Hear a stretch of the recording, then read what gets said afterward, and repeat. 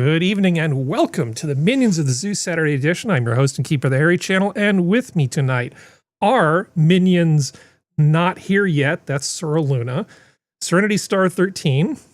Hola. SkepTok. Hi, everybody. DrFunctional. Hi. Hey.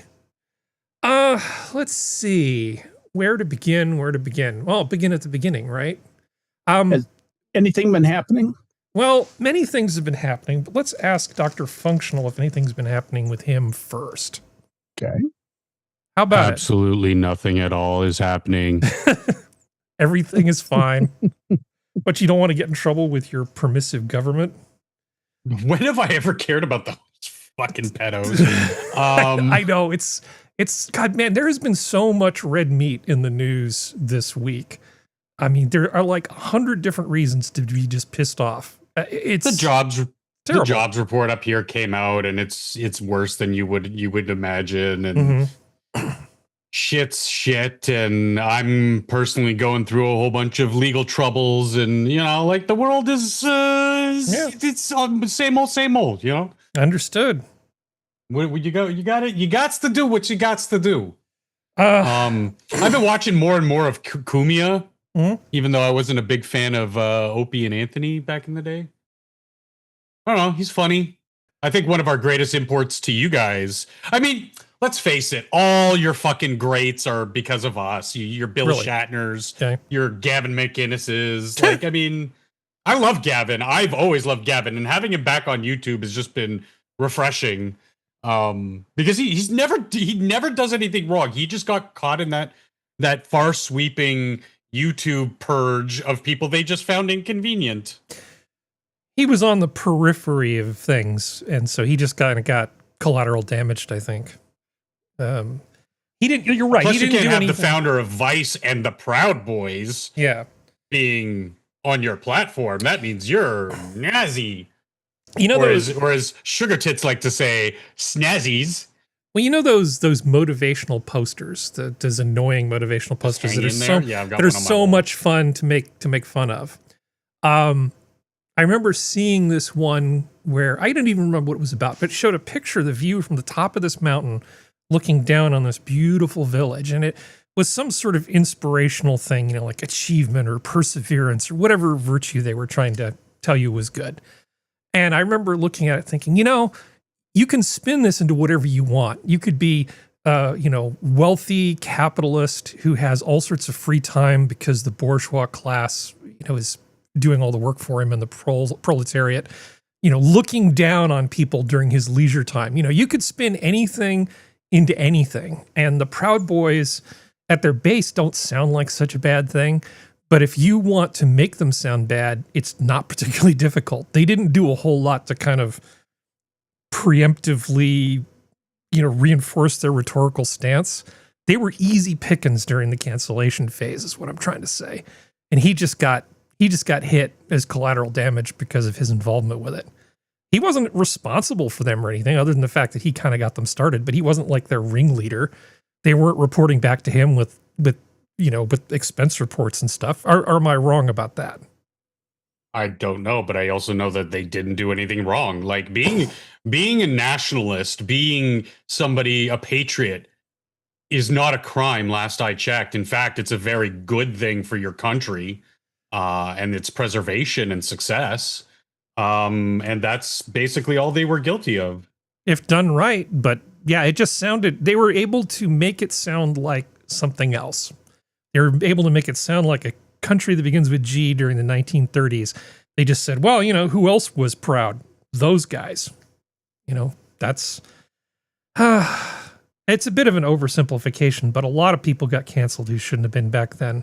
Did you hear about was it Malcolm Gladwell came out and about his little comment that he did? He came out and sort of rolled back some of his anti-turf comments that he'd made. He said he felt cowed or pressured to come out and make the statements that he did. He didn't exactly apologize. He just said, "I'm really sorry."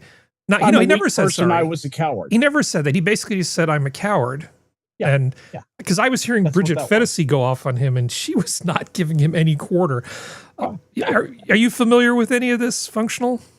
I have no idea who you're talking about. Okay, Malcolm Gladwell is the 10,000 hours to be good at anything, the tipping point guy. He's the guy who came up with the idea of the tipping point. He's a social psychologist. Okay, he's pretty famous. That would explain it. And so he did the whole piling on people like J.K. Rowling and so on and so forth. And he came out with this statement saying, not I'm sorry, I was just cowed. Basically, I did what I did because I was pressured. It's the worst half apology I've seen in a long damn time. The point being that a lot of people were terrified that they were going to get canceled and their lives were going to be turned upside down. And so a lot of people turned into cowards. A lot of cowards were made during that time. And so the people who should have stood up and said these people didn't do anything wrong and Gavin didn't do anything wrong, they just were mostly silent. They just let him get in trouble, just let him get canceled. I think the only thing that's really wrong with him is that I don't think he's as funny as he thinks he is, but I would love to have dinner with the guy at a really good steakhouse. I think that would be fantastic. Okay. Do you want to go to a steakhouse with Gavin McGinnis? No. He doesn't seem like the type of person I would want to hang out with. I think he'd be a really interesting person to have a conversation with. But yes. Yeah. I'd much rather go to a steakhouse with you or Skep or Serenity. Oh yeah, absolutely. Oh yeah.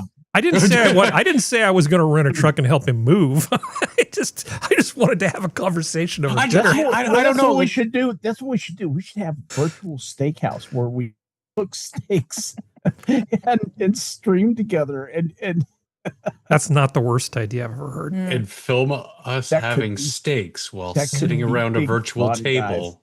I don't know. Great or sad? That idea. Sad or great? I like it. I know what I'll do. I'll wear my Spartan helmet. Yeah. There you go. Not ODST, but like an actual, Spartan. Yeah. I'm just glad Serenity didn't change her avatar to a cow. Don't tempt me. So hi Serenity. There's 2 different cows in their library and I could change it. Hello. It's really funny because it was telling me, oh no, it's I can mute you. All right, never mind. Yes. I'm confused. So how are things from the great state of West Virginia and with you personally? Good. Temperature dropped about 20 degrees in 24 hours. So our high was 69 today and rainy. Okay. So it's beginning of fall for us. Because that's usually the first sign of beginning of fall for us. We're still Kermit green or Grinch green, depending on what word you use to choose that day. Yeah. It sure feels like the seasons are a little out of whack, though, doesn't it? Doesn't it seem like the seasons are not quite where they're supposed to be relative to the calendar? Or is that just... No, probably for California, probably because of all the fires and stuff like that. That might be. But around here, this is about when we get cold. We usually start getting cooler about the last week of August, first couple weeks of September. Usually around Labor Day, because apparently Mother Nature with West Virginia goes, "Oh, Labor Day, all the pools are shut. Here we go." And but yeah, this is about normal for us. We're going to be in the 70s. My mother is under the opinion, she has not read a Farmer's Almanac or anything like that, but she's under the opinion that we're going to have a harsher winter this year than we did last year. So we're going to see if that happens. Could happen. Well, considering the fact that humidity plays a giant role in snow accumulation and snow development. Yes. And we're a very humid state to begin with. And the fact that it's gotten as cold as it has, as quickly as it has, I don't think she's wrong. You could have ice fog. That's fun. Oh, I've driven through ice fog. I've driven in blizzards. I've driven in blizzards. Google it, chat. I have driven in a blizzard that accumulated 4 inches of snow in 30 minutes in a tiny little Honda Fit on a back road that goes all the way to, it's not a back road, but it's one of the old highways that goes all the way from my end of the country to Harry's end of the country. It's Route 60. Yeah. I had to drive that home one year. That took me almost 2 hours, and it's like a 30-minute drive. Well, I got home. God dang it. I had some friends who actually moved not too long ago, and they actually passed through the top part of your state on their way to California. I was about to say, if you're either going to New England or leaving New England, there's no way in hell you get around my state unless you're. Yeah, they just went through just the top part of it, and I remember asking. I said, "Was it Kermit the Frog green?" And they said, yeah, now that you mention it. Yeah, there's not a whole lot in that top part, is there? Just nature. Which top part? You know, the little tiny part of West Virginia up the top, that little lump that you can just dart right through. It's basically almost the shortest path through West Virginia that actually touches West Virginia up there at the top. Panhandle is mostly just really tiny backwoods towns. Yeah. And then Wheeling. And Wheeling's at the very, very base of the Panhandle. Yeah, I don't know. I would find moving cross country to be pretty tedious, trying to drive trucks and things like that. You don't have experience with that sort of thing. It's kind of crazy. I've helped friends move because I'm a robust, strong, don't get tired person, and so that's a good person to have help you move. I mean, I'm not sanguine, mind you, but I'm just for a normal shaped person, I do pretty well. But I've been behind the wheel of a few U-Hauls where you've got about 30 degrees of travel to either side, and it doesn't seem to make a whole lot of difference. God, just the worst. The furthest I've ever moved was from northern West Virginia to western Tennessee. Louisville? Farthest Tennessee. Not Yeah, Kentucky. Yeah, same difference. Not really, but Kentucky and Tennessee will fight you. Yeah, why? They fight each other. Oh yeah, they fought each other. They're also gigantic football rivals and basketball rivals. But yeah, no. So that's the farthest I've ever gone for the purpose of moving. For the purpose of moving. Yeah. I'm a firm believer that if you're going to travel, you should have fun along the way. I don't like any. If I'm going from one end of the country to the next, I'm going to take my damn time. If somebody tells me there's a really good slice of pie 100 miles out of my way, I'm going to do it. Yeah, I know I'm not coming back. Quality of life. Yeah, that's the best way to do it. Is like if you have the capability to plan to take it slow and take it chill, take it slow and chill. Yeah, because moving's a bitch. Anything else with you, Serenity? Not really. It's nothing's really going to happen for another 40 days here in the state because Bridge Day isn't until October 18th. So there's really not anything major. There is Pumpkin Festival, and I'll try to get pictures. Pumpkins? I can show. Hey, don't be knocking my pumpkins. This year we had rain. That means the pumpkins. No, I'm knocking people who call them pumpkins. It's like I don't. That's my peoples. You watch. They say pumpkin. They say pumpkin. What the hell is wrong with you? Yes, they do. We have them here too. We actually have a bunch of them in Half Moon Bay. There's hicks everywhere. This idea that they only exist in Appalachia is so stupid, but there's hicks everywhere. I really, really, really want to get a like a 360 camera, hook it up to my motorcycle, and take more photos make more videos of things, so that I can bring them up and talk about them. Maybe that's me trying too hard when we should just be having fun and. I don't know. I don't want this to start feeling like work. Like, I got to get on the bike and go drive around for 3 hours to make a stupid 20-minute video. I mean, that'll just make it so I'll start resent doing this, and I don't want to get like that. But at the same time, I kind of want to. Cost, yeah, that was low effort, low cost. Yeah, look for low-hanging fruit like that. Man, it would be great just to go on like a drive, just take a drive and take some video along the coast in Pacific Grove, and just show people what the area north of Santa Cruz is like. Yeah. Oh God, Point Lobos. Point Lobos. Oh my God. There's so many amazing things around here, both nature and just the towns and places themselves.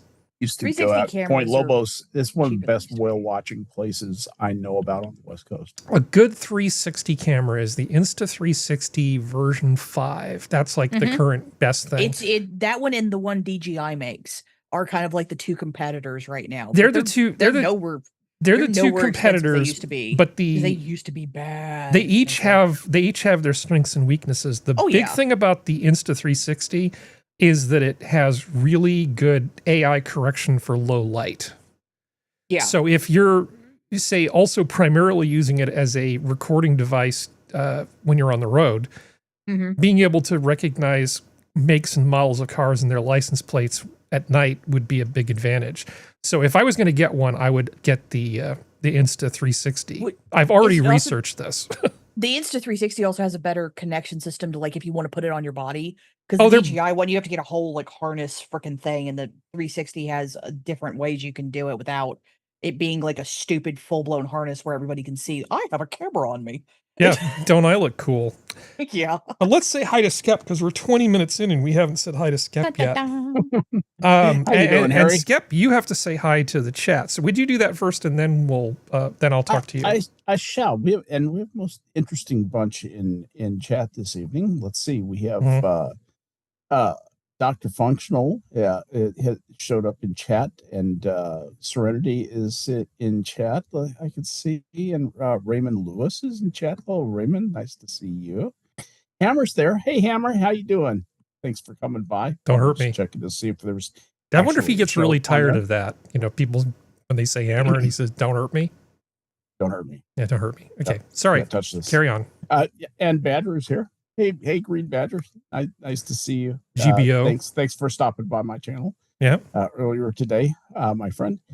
And let's see. There's somebody else. Let me see if I can think of his name. It's Stony McPuffin. No. Blazio McWeedwaver. No. I think it's HR Puffin stuff. HR Puffin stuff. Blaze blower. That's no dopey McBudburn. No reefer McSpliff splitter. No McBait Voyager.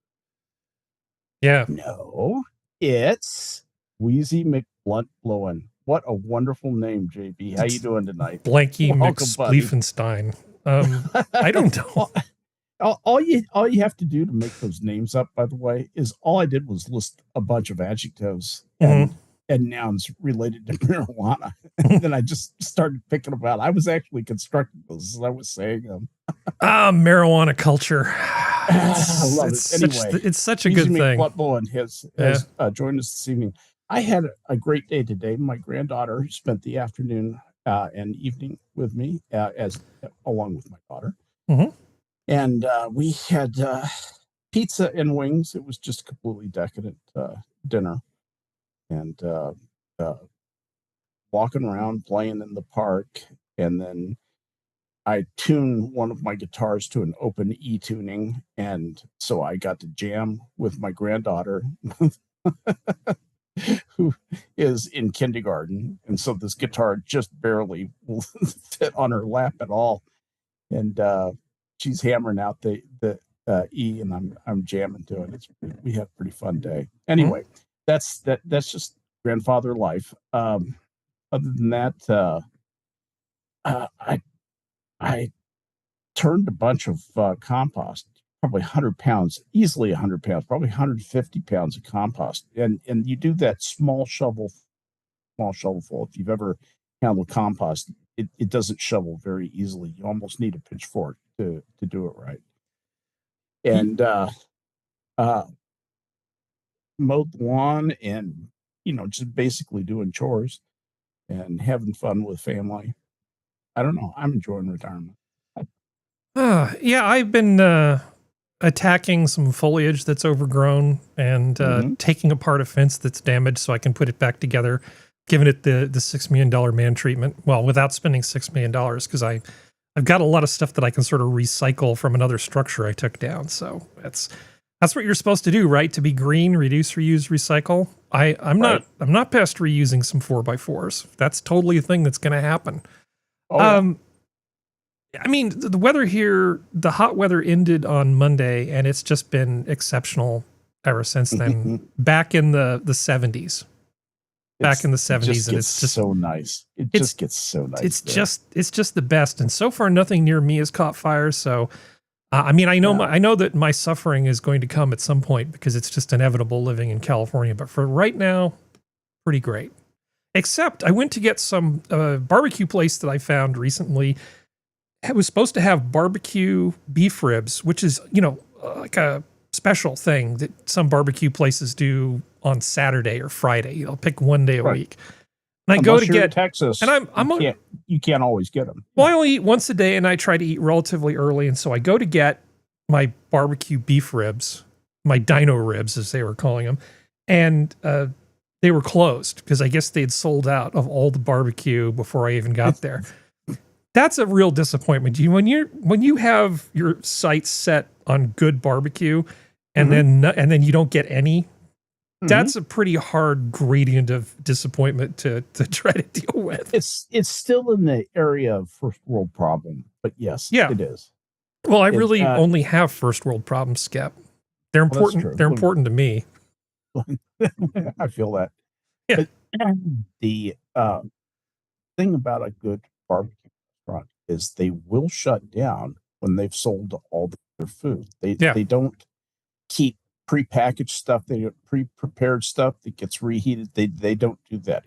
Probably everything they fix is absolutely fresh. Well, it kind of has to be. Yeah, that's how all that works. Yeah. At least in Texas. Be wary of any restaurant that never runs out of anything. Oh yeah, kidding. I mean, functional. You know what I'm talking about. It's almost impossible not to run out of things if you're making the effort. You can throw a bunch. You can put a lot of stuff in the fridge and reheat it, right? I mean, there's some stuff you can prep in advance, but when you're putting on a special or something, it's really hard not to run out of it. Unless that's why you 86 them. Yeah.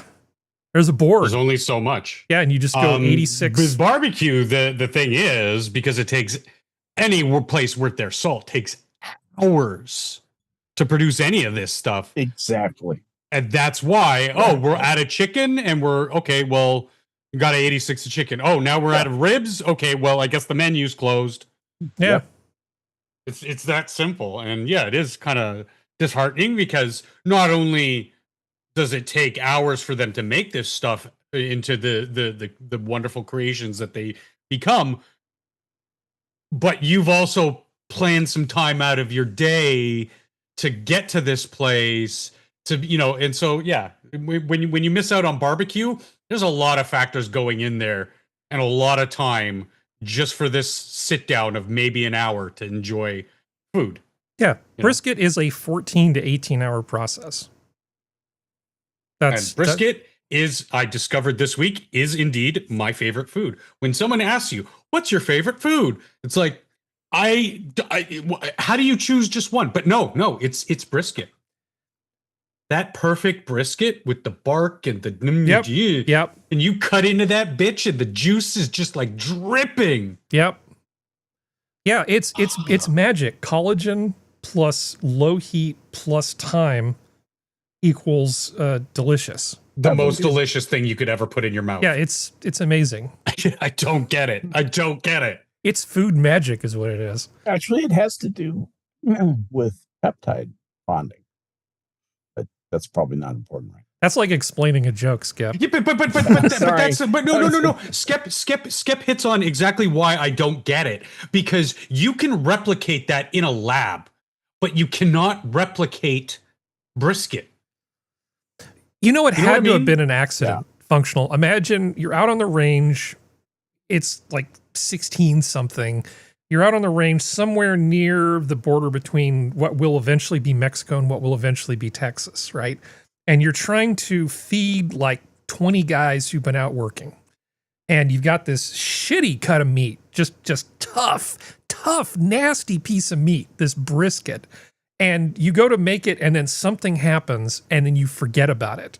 And instead of feeding people this nasty, chewy stuff that's wearing out their jaws, you suddenly go, what the hell happened when we got, attacked by the natives for 14 hours? What the hell happened? That stuff sat there. Yeah, it just sat there and cooked on low heat for 14 hours. You know that had to have been an accident the first time, and somebody said, absolutely, I'm going to try that again and see if that can be done more than once. It's like, holy shit, I've done magic.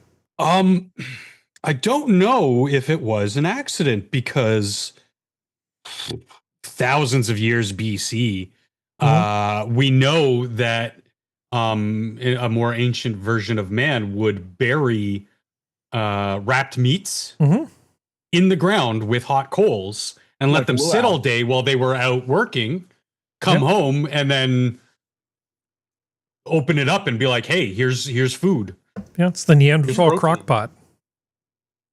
Which I love. I love to do those little buried roasts. Mm-hmm. Oh, I love them. Well, if you'll forgive me, let's talk about not food for a bit. There is some food coming up, and none of it's. I asked you not to pick on me. And none of it's going to. No, none of it's going to infuriate you. Okay, this is all. No, I meant with the food. All food infuriates you. Moving on. Oh, okay. No, not infuriates me. Never mind. Okay. Move on. All right. So, I wanted to talk. I stumbled across this video of Arthur C. Clarke predicts the future. This is from the BBC archive, so I'm going to be trying to avoid getting hit with copyright. We get hit with copyright. I don't care. So I've just picked out a few little things that he said when he was talking about what the future was going to be like. And I just want to share those with you because they're so incredibly spot on. So here's one just to sort of start things off. Start by looking at the city of the future. Some people think that it will be like this. Can you hear the volume okay? And they're quite right. Mm-hmm. Yes, just fine. Yep. In fact, everything you see now already exists. All the materials, all the ideas, these things could be put into practice immediately. Looks like Toronto, basically. But what about the city of the day after tomorrow? Say the year 2000. I think it will be completely different. In fact, it may not even exist at all. Oh, I'm not thinking of the atom bomb and the next Stone Age. I'm thinking of the incredible breakthrough which has been made possible by developments in communications, particularly the transistor and, above all, the communications satellite. I think we can see where this is going. These things will make possible a world in which we can be in instant contact with each other, wherever we may be, where we can contact our friends anywhere on Earth, even if we don't know their actual physical location. It will be possible in that age, perhaps only 50 years from now, for a man to conduct his business from Tahiti or Bali just as well as he could from London. In fact, if it proves worthwhile, almost any executive skill, any administrative skill, even any physical skill, could be made independent of distance. I'm perfectly serious when I suggest that one day we may have brain surgeons in Edinburgh operating on patients in New Zealand. I'd say he scored 100 on that one, short of just being a little too optimistic with the 50 years thing. Anybody? Do you want me to get the channel shut down? Double points extra credit. It's just astonishing. It's Jules Verne-like. Well, I mean, I think his insight into the future is pretty uncanny. I've always thought that. I've watched this tape many times. So what is it functional? I just don't think Arthur Clarke imagined that we'd be stupid enough to give this technology to savages. Oh God, no. I still remember reading serious journals, and what everybody thought was going to happen was that we were going to basically, by introducing our way of doing things to all these people, that it was just going to lift them up. They were all going to just become Americans. They were all going to be, the whole world was going to become just like us. They didn't think for a second, most of the really smart people in the room almost universally did not see what's happening, which is a look backward, a reactionary impulse, just doubling down on savagery and primitivism. McNamara optimists. They did not. I mean, almost nobody saw this stuff. Even like the really conservative people, the Hoover Institute types, they didn't see this coming. Nobody thought this was going to happen. They thought that you were going to basically corrupt the youth and they'd become bourgeois and they would just basically all become Western. They thought it was all going to be like Tehran before the Shah got deposed. Yeah. No, you're right. Yeah, fundamentalist Islam has a different idea, and they've taken over Britain. What they didn't anticipate was that a lot of people weren't ready for the modern world, and if anything, you hit them with the modern world, and they were just going to rebel. It was just going to be. Well, no. What they do is they take the modern world, the accoutrement. They pick and choose, yeah. Yeah, and then they apply it to their way of living, which is straight out of the 15th century. Yeah. Or before even. Yeah. In case of Afghanistan. I would say. Yeah, I would argue that is 10th, even 9th century behavior. Yeah, well, now I have to not say something that's going to get the channel canceled. Okie doke. Serenity, have you read science fiction, right? Mm-hmm. Have you read much of Arthur C. Clarke? Mm-hmm. I really liked Childhood's End. Childhood's End. That was a great story. I mean, he is very optimistic.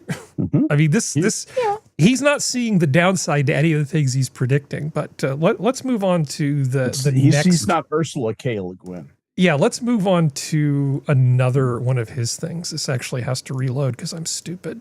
Okay. However, the most intelligent inhabitants of that future world won't be men or monkeys.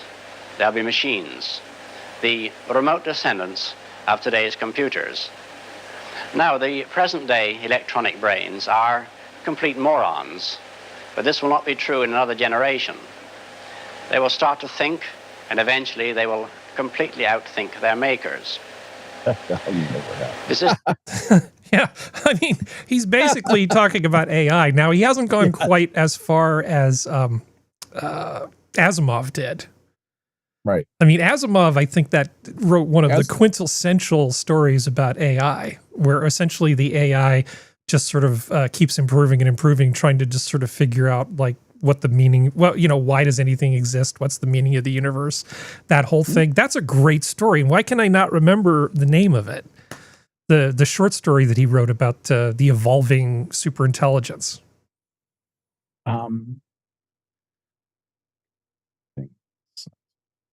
That's not important. We don't need tons of dead air while we try to remember the name of that. No.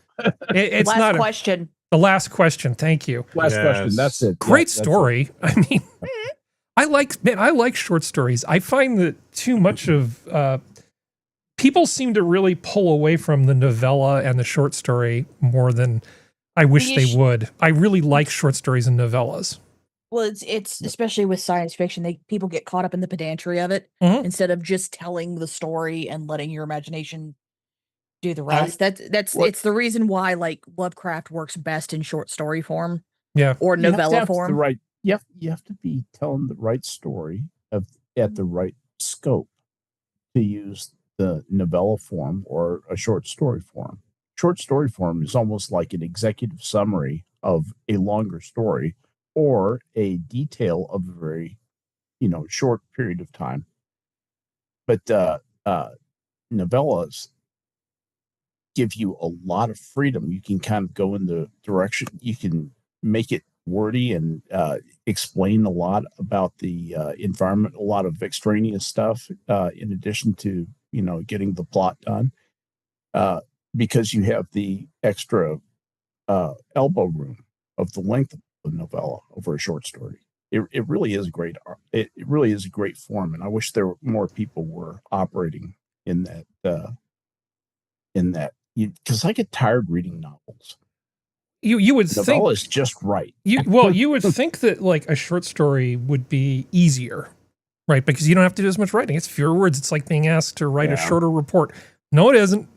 No, it's only easier. Very hard to write a short story. It's very easy to write a short story. It's very hard to write a good short story. A good short story is what I meant. But the issue also is that short stories and novellas don't sell, which is the reason why we don't see as many of them. There's not the magazines that used to exist that you could post your stuff in, like Realms of Fantasy or Horror and Gore, which are magazines that died out in the early 2000s. Or even Omni. The magazine of fantasy and science fiction. What about, but Functional's been trying to get in, so let's let him in. Don't be. Stephen King's greatest story he ever wrote was a short story. I think it was 2.5, 3 pages long, The Boogeyman. And I had never in all my years encountered a more just terrifying story. And I like my horror. I've seen a lot of horror. I've seen a lot of films. I've read pretty much everything he did pre-2000s, like The Stand, just so I don't think it's even a sci-fi thing. I think it's just if you are that good of a writer and you can boil down an entire novella into 3-4 pages and still make it like gold, you are a once in a generation talent. Well, short stories work best for horror, for thriller, for science fiction, that kind of stuff. And Stephen King is better in his short form. He gets very long-winded. I haven't read Boogeyman, but I've read his other shorter stuff and I like it. Fantasy is very, very hard to do in short form because they're usually with horror and science fiction, you're building off the world as we know it. So it's very easy. Gives you a head start. Yeah. Well, it's as much as I hate to make this, it's kind of the way fan fiction works. The reason why fan fiction works is because you're building off what someone else already created or what already exists. And that's the way sci-fi and horror basically work, even when they're not in short form. Fantasy, you have to build your own stuff. You have to build the system. You have to show the world. You have to show how people interact, blah, blah, blah, blah, blah, blah, blah. Mm-hmm. So it's very hard. Where the two kind of intersect is novellas, because novellas can be up to 40,000 words. And if you're a good writer, no matter what the genre, you can tell at least the beginnings of your world in a novella. But some of the best short stories are almost always either horror or science fiction. Fantasy it's really hard to pull off a fantasy short story unless it's part of something that everybody already knows, like Lord of the Rings or, well, Dune's science fiction, but it's also fantasy. But that kind of stuff, it's a very hard thing to kind of do. But it works best for science fiction and horror. Because horror also, with horror, it leaves out stuff, which is what you have to do with people to get their imagination going. Because people's imagination is always worse than what the writer's imagination is. It always is. Yeah, I watched the was it the Gorge Functional? Yeah. You said it was pretty good. I thought it was pretty good. I mean, it was a little schizophrenic because it was sort of like it couldn't really decide what it wanted to be. And then I realized it wanted to be all three things simultaneously. It's like, okay, I'm fine with that. I didn't expect it to be the greatest thing ever. No. I did find it to be good. You want an action horror romance? Sci-fi kind of thing? Yeah. With a little bit of romance, sure. Yeah. No, it was fine. Joy is easy to look at. And Miles, what's his name? Teller. I think Miles Teller. Miles Teller. I assume he's a decent looking chap for the ladies. So I mean, you had me at fun. He kind of reminds me of Shia LaBeouf from his profile a little bit. But that's okay. I mean, people like the beef. But let me go back. So I'm showing a picture of a Wikipedia page of a book. And so this is a book by Fred Hoyle, and it's, 15 short stories? Sorry, I guess it says here. There's a number of really good ones, and it's not, I'm not saying this is the best thing that's ever been written. That's not what I'm saying. But this one short story, Cattle Trucks, the ancient Greek god Dionysus, having slept for a few millennia, awakens and visits California in the 1960s, where he experiences freeway driving and crowded commercial airline flight. It's really funny. And it's a really short read. If you were just in a bad mood and you needed to not be in a bad mood 15 minutes later, this is a great story to just read. Just throwing that out there. I started rereading the Sword of Truth series. The Sword of Truth series? Which one is? Terry Goodkind. They made a show out of it. Legend of the Seeker. I started thinking of the Sword of Shannara or something like that. And I was thinking of Terry Brooks, and I was getting my Terrys mixed up. Yeah, people generally do. You've talked about Seeker, Harry. Legend of the Seeker. It's you've talked about Seeker. Yeah. Well, I usually call him a squeaker because he's weirdly short compared to everybody else in that show. Especially the girl who he's supposed to be. The girl, you mean Bridget Regan?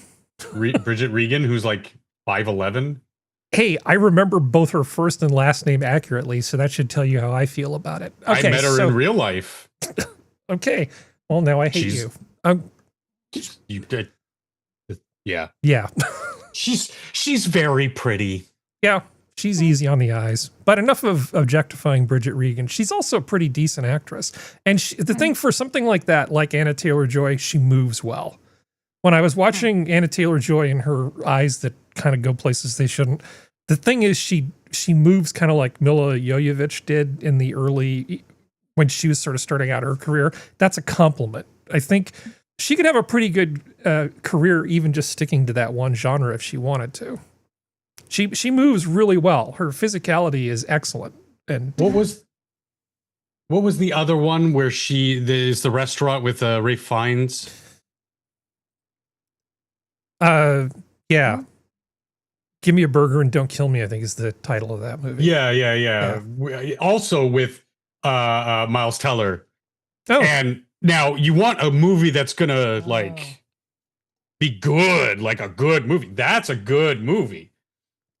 So she can do both the fun action and the like serious, like psychological. I would call it a psychological thriller. She did just fine. Of course, when you take a lot of talent and you throw it into a movie, sometimes you get a good movie like that. Sometimes you get Showgirls. You never really know what's going to come out the other end. Sometimes. Where was the talent in Showgirls? There were actually some pretty decent actors in Showgirls, and they just got screwed. They got screwed over by the director. Yeah, was it Verhoeven who did that? Terrible movie. Yeah. Terrible movie. Yeah, I saw it once when I was a kid, and that was there were some not good actors in there too. Oh yeah, we're looking at you, Elizabeth Berkley. But anyway, let's talk about the last thing that Arthur C. Clarke mentioned, which I think Functional will know. You'll see where this is going. Looking as far into the technological future as I dare, I'd like to describe the invention to end all inventions. I call it the replicator, and it's simply a duplicating machine. But it's a duplicating machine that can make an exact copy of anything. Now, we're already familiar with perfect copies of printing, of pictures, and of sounds. Yet, the camera and the tape recorder would have seemed miraculous to our ancestors. And to a medieval monk, who perhaps in his whole life only saw a few dozen books, each one patiently copied by hand, our present world, in which literally millions of books exist, would again have seemed absolutely inconceivable. Can we imagine a world in which objects can be made as easily as today we can make books? Hey, Functional, can you imagine a world like that? No, sir, can't. I mean, okay, so we have 3D printers, we have food printers. Yeah. I even had a friend who got one of those resin printers, and the first thing he did with it was make crepes. Oh. Before he sullied the machine with the resin. They are food safe out of the box, but he made some crepes. He was like, hey, it was pretty cool, whatever. Cooked with UV light, that's how thin it was. Yeah, I mean, the thing is, it's stagnated so out of left field. It makes me wonder if there isn't more behind the scenes, because we should really be looking at turning energy into matter so that we can have the next evolution of, air quotes, 3D printing, the matter replicator from Star Trek. Sure. Because that's the core principle behind those is they energy, as long as we can produce infinite energy, then we become a post-scarcity species, and that's okay in my books. And that energy will create anything. You need warm shoes? There's some warm shoes for the winter. Oh, you need food? Here's food. What kind of food would you like? And it's kind of funny that we bring this up now, because as I was talking about earlier, we've done replication in the lab of turning the same chemical principles that we use in cooking right there in the lab, but they cannot replicate the same je ne sais quoi, the taste, the feel, the umami, the trillions and trillions of things that are going on that all happen in the right place at the right time to create this thing. We still can't replicate it in the lab, which is good. Crazy to me. I mean, it's good, but it's crazy to me because I don't want to eat lab-grown meat. But in that same breath, I would use a replicator, because I would hope that in our knowledge of turning energy into matter, we would be able to, say, scan the perfect rump roast, and the computer would be able to replicate that simply because it's just making a copy. It's not trying to create something that's like something else with base materials, if that kind of makes sense. Oh, it in my mind it does. Okay, there's a technical problem with the replicator where you're taking matter, turning it into energy, and then turning it back into matter. And that's essentially that the amount of power that you're creating would be unmanageable by we need to be orders of magnitude further along as a technical society. Yeah, that's why I said it was based to do something like that on how much energy we can produce. You really need you really need a cheat where you basically take one kind of matter and transmute it into another kind of matter without the interstitial energy step, or the energy has to exist at some sort of level where it sort of instantaneously gets created and then reconstructed, not all at once. You can't just you can't just go refill the old battery packs and then churn out as many cheeseburgers as you want. But let me God, what was I going to say? Sorry. But 3D printers 3D printing. There was can start making burger patties, which the robot at the end of this conveyor belt throws on the bun with the lettuce and tomato that's all pre-cut by machine, and it just those things are crazy. So there are proto steps that we've done to make these things happen, but they're still using beef. They're still using real beef. It's not like lab-grown beef molecule that they've pieced together in some sort of Frankenfood. That's true. But food aside, that same sort of technology, there was something that didn't quite make the cut for the show, science topic that was in the news recently. What they did was they created a scaffolding using 3D printing, and they took adult cells from mice, and they turned them into pluripotent stem cells, and then convinced them to differentiate into spinal cells. They essentially placed them within this scaffolding. It was huge. And then implanted them into a section of broken spinal column on these rodents. And then the cells differentiated correctly that it actually created working spinal column in things that had a fully severed spinal column using the combination of 3D printing and essentially stem cell technology and the same technology used to make that cultured meat. All three of those things combined together, new spinal column. That's pretty amazing. It's so early that you can't use it on people yet. But 20 years from now, Dr. Crusher hates this technology. 20 years from now, absolutely. We're probably about 20 years away from being able to regrow somebody's spine. It's also funny that the names of the doctors involved. All right. So that was Arthur C. Clarke. That was some good, wholesome fun. Mm-hmm. Let's see. They're all Chinese. Oh, yeah. The 6 doctors who did that project? Oh, yeah. I didn't actually look. Hong Yin, Tao Jiang, Zidang, Miao Tu Yu, Lo, Hu Xing, Zhang, Bang Ding Ao, Ren. I mean, it's Chinese all the way down. Sorry, I'm just thinking. Just thinking about those. Not fake that names it matters. I just think it's from funny that airplane because, crash. Diversity is our strength, and doesn't seem very diverse. Yeah. Okay. Where's Mr. Rubenstein? Let me drag Serenity back into this conversation if I can. You still with us? Yeah. And Sora's here. Yeah. Hey, Sora. I think there she goes. Muted. So I changed something in the audio settings that as an experiment, so maybe you won't sound terrible this time. So don't be afraid to talk. Otherwise, we'll never know if the change actually did anything.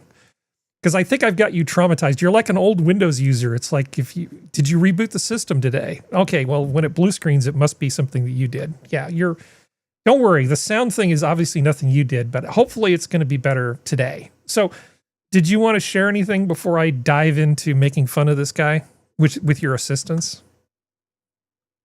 Myself? Me? Yeah. Do you have anything you want to share? Had a fun day. Went to like a neighborhood fair. Well, not really a fair thing, but like block party. Block party, yeah, exactly. So like held by like a neighborhood business association type thing. Mm-hmm. But that's always fun. We had our first rain like it was like it didn't really alleviate any of the humidity, pressure, or anything like that. But it was so nice just sitting under, like, in the rain. We haven't had rain in weeks, so that's the most exciting thing about today. Yeah, that's it. And you made it. Spent the day outside. It was lovely. Oh, good. Yeah, it was gorgeous here on the left coast today. It was yeah, no rain yet, but it was overcast and everything. I went and attacked some terrible foliage that had gotten really overgrown, and it was great because it was about 60 degrees, overcast. There was a nice breeze. That's the kind of weather that makes me want to do yard work. You know, to be outside in that, because you don't get overheated and you can just really just tear into it. It's just the best. But you might actually make progress. Okay, I'm reading the NIH article about that spinal cord stuff, Harry. Yeah, because I didn't hear about it. My mouth has been on my keyboard. This is it's amazing. This is incredible. It's just a little early. It's just a little early, so that's why I didn't put it on the schedule for today. I probably should have, because we ended up talking about it anyway. Okay, so here is a story. I know we were. I really think that Serenity and Sora need to help me with this. So, because this mom did a thing. The title of this is "Mom Recreates Toy Story Scene for Son Heading to College." I'm going to play the video, and then you can tell me how this makes you feel. Sending a child off to college can be an emotional time for any parent. One mom's heartwarming send-off brought a wave of emotions to her son and millions online. Oh, God, I hate people. And this is what Loyola University Chicago freshman Ben Schramm saw on the day he was leaving for college. His mom, Kathy, recreated the iconic scene from the Disney Pixar film Toy Story 3, where all of Andy's toys say goodbye as he heads to college.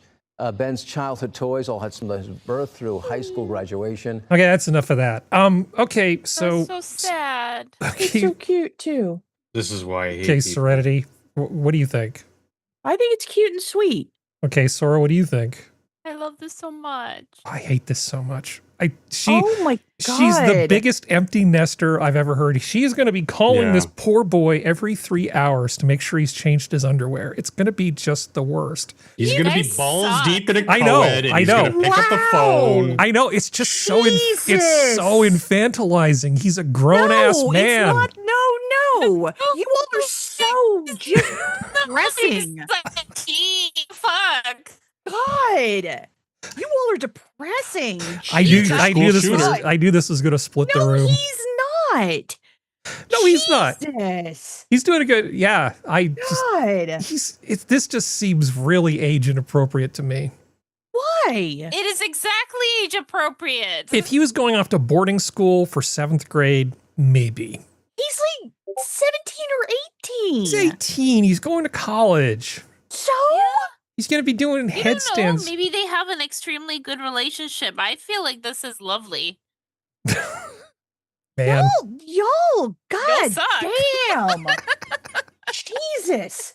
Like, oh my God. And this is when they don't have kids. And this is explaining, this is connecting so many dots and explains so much about so many things now. Yeah. Because the thing is like, so what is she supposed to do? Just pat him on the back of the head, go, you're an adult now, and tell him to leave? Yeah. Like, what is she supposed to do? She's the mom. No, happy medium. Well, okay, so what's the medium? What would you expect her to do just to be a heartfelt goodbye to her son? A hug? Okay, she probably hugged him too. Well, I mean, she could help him move to the dorms. She probably did that too. She could, I agree with Assassin. You should be lucky to have such family bonds. Yeah, what the hell? Yeah. I don't know. I feel like he's way past the point where stuffed animals should be seeing him off to university. No. What do you think, Skep? It's infantilizing. Thank you. It makes my skin crawl. So this totally splits this is beautiful because it totally splits the room based on gender. I love this. Well, it was like that. It was like that inspirational poster that I saw. It just depends on how you look at it, right? You can turn it into whatever you want it to be. We're all projecting. Let me ask this. Yeah. So say he's between the age of 17 to 19. So depending on, when he was born, if he was back Yeah, it wasn't the spatial audio. It wasn't the spatial audio. It's just Sora's internet. You're breaking up real bad, sweetheart. If you're trying to say something, you're breaking up real bad. Rage. Yeah. It's the rage. Allen belts. Nope. So so basically you guys are seeing the mom's point of view, and you're pointing out that she obviously loves the kid, which she obviously does. She's a very, very good mom, right? Yeah. I mean, I'm not saying that she's a bad mom or something. I'm just feeling like there's maybe a disconnect between the needs of a young adult man and the needs of the mom at this point. You know, but he knows she's doing it because she loves him. And I mean, I don't think he's offended by it. I just kind of feel like a more mature send-off might have been in order. That's all. What? Give him a hooker and a beer? He has to face the future with a little bit of confidence. He would feel more it. confident. He would feel more confident if she sent him off and saying, "Be a man, go out there, go get him, bud." And having this infantilizing thing of having the toys see him off. Are you kidding me? God. Yeah. God, what the shrieks bad psychiatry. Yeah. I yes, that's a bit of a problem, but out of sight, out of mind. For me, the worst part is she videotaped it and put it out on the internet. I fucking hate that. Stop putting your children on the fucking internet. Yep. He recorded himself. He pointed the camera at himself. He's the one holding the phone. And where does he learn these things from? Yeah. Never mind. I'm done. No. Well, we're not. No, but this does explain. There's this massive issue, and we're going to get into it just a tiny bit, and I know I'm going to be told I'm wrong. No. No. Just give me 5 seconds. Yeah, go. The issue is that we have this entire thing, and I absolutely believe in it, because I absolutely believe it's a thing, and it sucks, about male loneliness. But the minute anybody shows any kind of emotion that isn't patting any guy on the back and going, "Good going, bud," it's infantilizing. No, she's showing she loves him.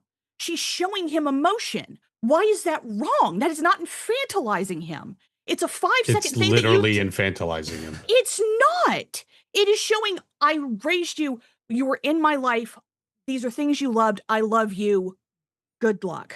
You don't know anything about the relationship. Get out of it. That's what you get out of it. We get something different out of it. Well, chat just said point of view. Okay, chat just said something. So Assassin's saying, gonna miss those memories when people are gone. God, I miss that stuff all the time. You know, I'm not saying you're not gonna miss those things. No, I don't want to talk about that. Well, let's see. We should probably move on to the next thing, because I think we're just going to get everybody upset about stuff. Let's see. Where are we? Mom creates Toy Story scene. Arthur C. Clarke. Oh, let's complain about California for a moment. Because, you know, the promise is basically that after the fires, we're going to put everything back together again, right? Oh, yeah. Mm-hmm. Yeah. Which I never believed. And everything will just be the same as it's always been. And right now, Bass will be out there with a hammer in her hand helping those homeowners. So iconic Malibu restaurant is told that it can't rebuild after Palisades fire. Ever. You're kidding. There's no sound. Oh, sorry. Oh, yeah, I've seen this. This is bullshit. For a group of business owners in Malibu. For years, the Real Inn was a staple along PCH. It's signed, now in a pile of rubble, along with the Topanga Ranch Motel. And now, because of a years-long dispute over land use, the Real Inn may never reopen. And as Eyewitness News reporter Josh Haskell shows us, other businesses are facing the same roadblocks when it comes to rebuilding. Palisades fire destroyed a unique pocket of historical businesses at Topanga Canyon Boulevard and Pacific Coast Highway on the eastern edge of Malibu. The Topanga Ranch Motel, Wiley's Bait and Tackle, Cholada Thai, Rosenthal Wine Bar, and the Real Inn Seafood Restaurant that's fed surfers and tourists for nearly 40 years. When I'd go to fish, of course, we'd go to... Yeah. So it turns out they have a lease of National Park Service land or some sort of park land. And so they don't actually own the land that they're on. So the powers that be have decided this is a great opportunity for us to invoke our vision of how we would like to redo things. Yes, we have a different use view, and you're going to lose your business as a result. Yeah, a whole handful. But if you want to set up a food truck some other place where there's no power and no sewage, we can arrange for that. Yeah, as if that's an equivalent substitute at all. Well, central planning, it kills everything good. Well, we want to make these people whole, or at least that's what they say they want to do. But as soon as they find an opportunity to skew it in the direction that they want, that seems to not be a priority anymore. No, yeah. They're just using it for political gain, each side, really. Yeah.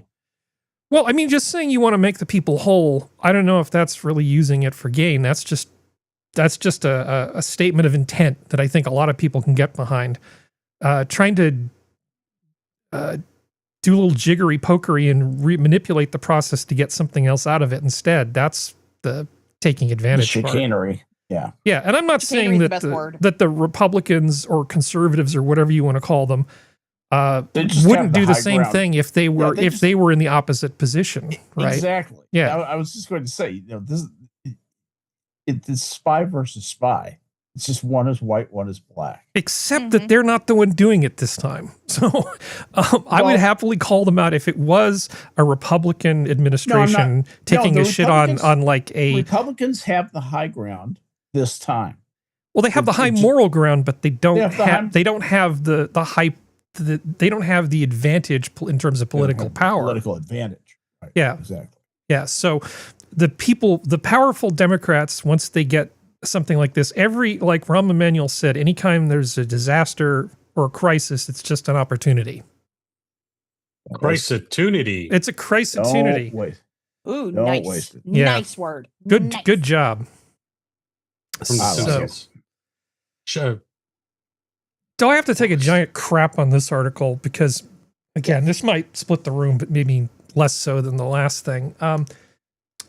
Let's just take a look at this headline. My $2.25 billion exit taught me that Silicon Valley's obsession with 100-hour weeks is actually sabotage. It's a marathon, not a sprint. Now, let me just preface this with, I have personally met and worked with several people like this guy, okay? Mm-hmm. And there's nothing more annoying to me, well, in the moment, than somebody who was very, very lucky, not just hardworking, but was in the right place at the right time, and they made it big. I don't begrudge them that. What I do find annoying is the fact that they suddenly think that because they're lucky that they're an expert now. Somehow all of their opinions on things just don't matter. So after the fact, this guy has decided, well, I just made my $2.25 billion.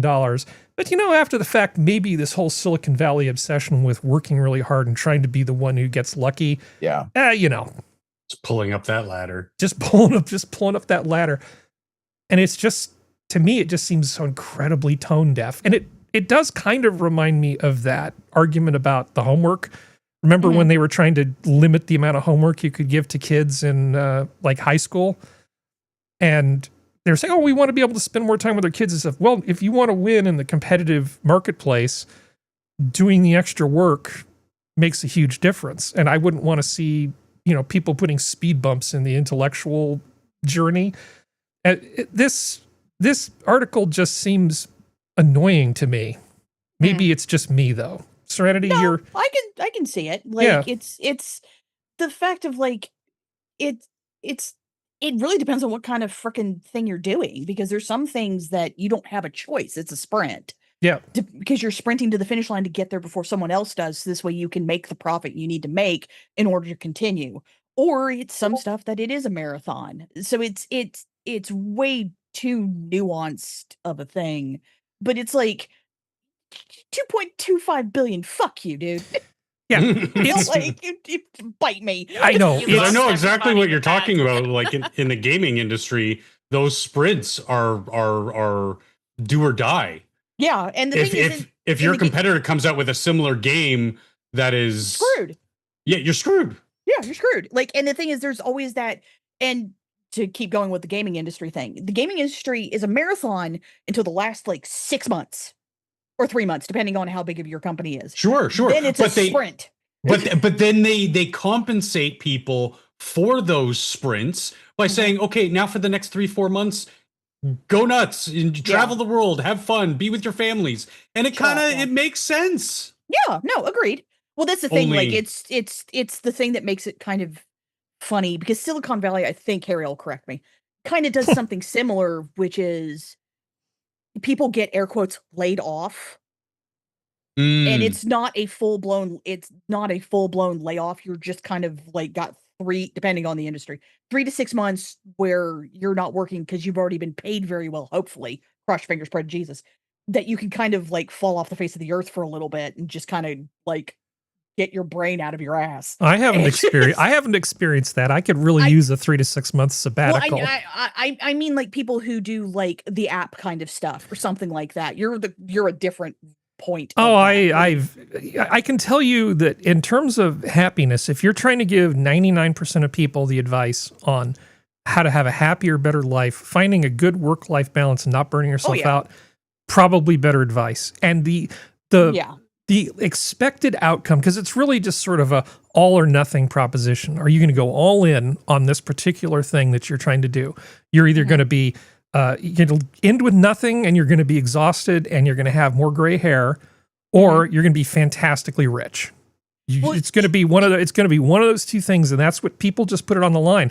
It's not necessarily the smartest thing to do, but for people who have the drive to do it, that's what you do. And I can tell you that I would have been a lot better off because, for instance, there was a townhouse that I wanted to buy for $175,000. Ooh, this had to be years ago. This was years ago, and it's currently worth about $1.7 million. Sounds about right. It's like a 10x increase, and I didn't buy it because I remember having this conversation with my business partner at the time. You know, I really, at this point, I'm just shoveling all the money I have into the business, and I can't be signing a thing saying I'm going to pay a mortgage while I'm trying to do this. And if we succeed, I can buy all the townhouses I want. Wrong. Well, I mean, it might have been. I mean, it could have just as easily, you know, if I rescheduled and talked to the good venture capitalist instead of taking the meeting with the bunch of idiots that I did. You know, there's like single decisions I can look at in my life that may have made all the difference. I can't torture myself about that too much. I mean, I really have a lot of regrets, by the way. I'm not afraid of hard work, and my life is fine. I don't have to be a billionaire to be happy. I'm not even sure that would make me happy. But that's also the same thing of like, there's this delusion that's kind of perpetuated as if with most of everything is, which is there's one size fits all work-life balance, and there's not. It depends on who you are as a person. It depends on your family structure. If there is a family structure, it depends on where you live. It depends on it just depends on who you are, and everybody has to figure it out on their own, which a lot of people don't want to do because it requires effort. But that's kind of the thing of like, I depending on how he waxes poetic in the article, that's kind of the thing is that there are those who do really well in the sprints. It's like use a track and field thing. There's really good sprinters. There's really good pole vaulters. There's really good marathon people. Very rarely do those three cross. And it's finding what you're best at and how to do it to the best of your ability to make it so you're comfortable, not a billionaire, comfortable. And that's where a lot of people hit the wall because they don't understand that nobody knows this stuff for 100%. Everybody's figured it out and flown by the seat of their pants at one point in time in their life if they're a functioning adult. So there's a lot of this stuff where people want an easy answer for a not easy problem. And that's kind of where a lot of this stuff with like him 100-hour work weeks actually sabotage. For you maybe, buddy, but maybe not for someone else. No. Well, let me give you, okay, I've been talking too much, but I'm going to give you what I'm going to call the 1 minute inside baseball explanation that most people probably don't know. You go to start a business, you bootstrap it by doing it in your garage, whatever. You have a little bit of money, you put some money on your credit cards, take out a second mortgage. People do these things. The Amazon way. I got you. And you try to create something that gets to the point where when you go to get additional financing, you don't get screwed too badly by the venture capitalists. Because if you are in a strong position, you make a good deal. And you don't basically spend all that time and money for nothing. You don't essentially just get a job. You basically are buying yourself a job with somebody else, and you get very little out of that work that you did up to that point. So you work just as hard as you possibly can. You sleep under your desk. You do everything you can so that it isn't all for nothing. Yeah. And that's the 1 minute inside baseball.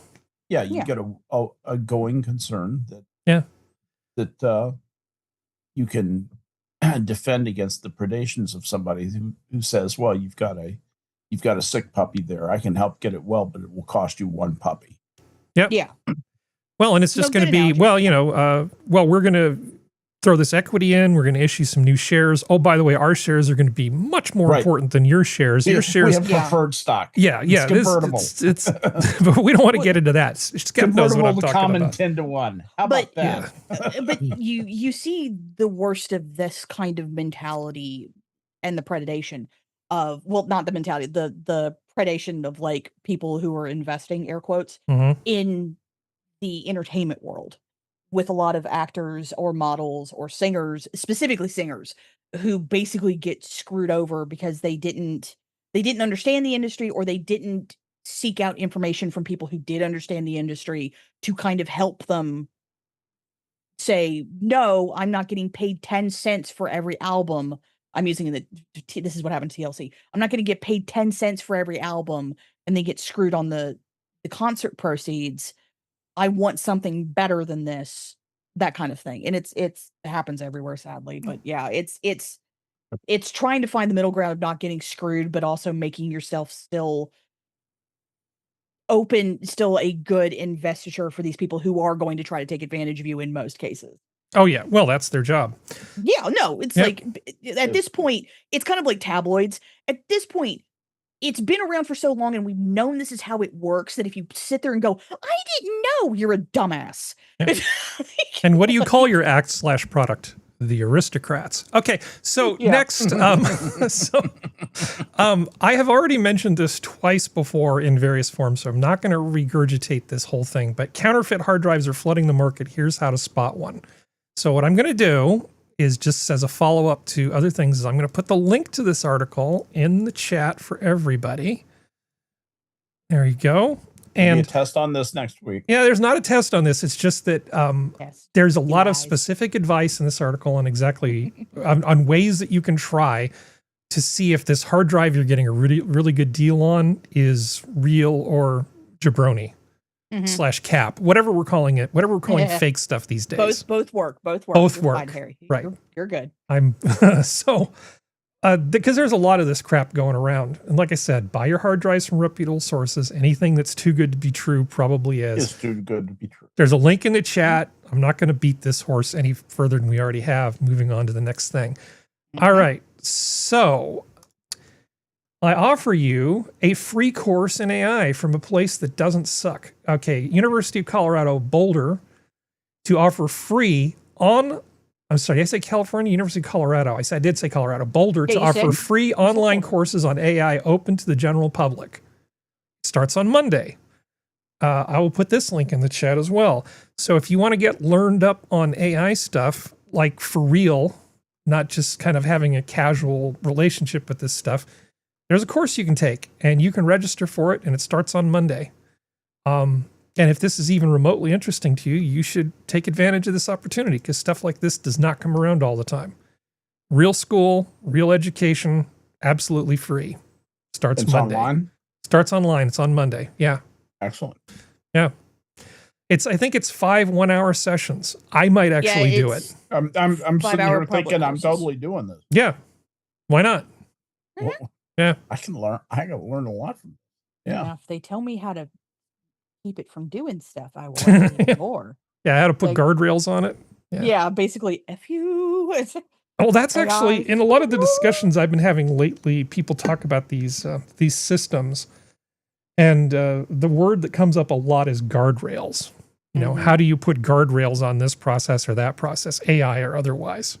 Assassin Honey, you're not going. What? online. It's not in. It's online. You don't have to go to Colorado. And by the way, Boulder is well, okay. You won't like Boulder because it's a really hippy dippy place. Yeah. A lot of 7-grain sourdough waffles. A lot of women who don't shave their legs. A lot of that. It's going to be a lot of toe rings. Kate Smurthwaite type. A lot of patchouli oil. Yeah. It's actually, but from a computer science perspective, it's a really good school. It's really, really good school. And actually a beautiful place because you don't have to stay in Boulder. You can go outside. You can just go outside of Boulder. And the amount of natural beauty in this town of Boulder is amazing. They have a city park in Boulder that is better than many of the national parks, in my opinion. God, what is that one called?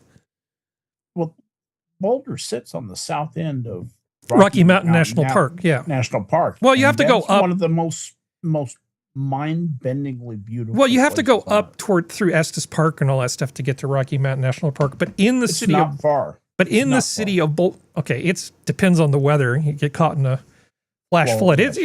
Yes, that's true. And if it's a flash flood, it's a fine weekend trip. It's not a drive home every day trip for most people because when the weather gets bad, you don't want to do it. But in Boulder itself, there's a beautiful park, and I cannot remember the name of it. Stupid Harry. Is it called the Flatirons? Or is that in Wyoming that I'm thinking of? I think that's Wyoming. That sounds like a Wyoming name. Well, the Flatirons that's the part of the Front Range that Boulder is in. It could be Flatirons. Flatirons extend up into Wyoming too. Are you talking about El Dorado Canyon State Park? No. It's actually a city park. Okay, it's city park. He's talking about the downtown park. I actually got it right. Look at me. Yay. Okay. You're very smart, Harry. You're very smart. It's called the Flatirons. Yeah, it's a city park in Boulder, and it's an absolutely gorgeous park. The amount of natural beauty around there is great, but the people are just incredibly annoying. It's not Mork and Mindy. You're not going to run into Pam Dauber. You're going to run into other kinds of people. I used to kind of have a thing for Pam Dauber when I was a little kid. I definitely had a type. All right. So anyway, enough about the Flatirons. I've actually been to the Flatirons. It's a really nice place.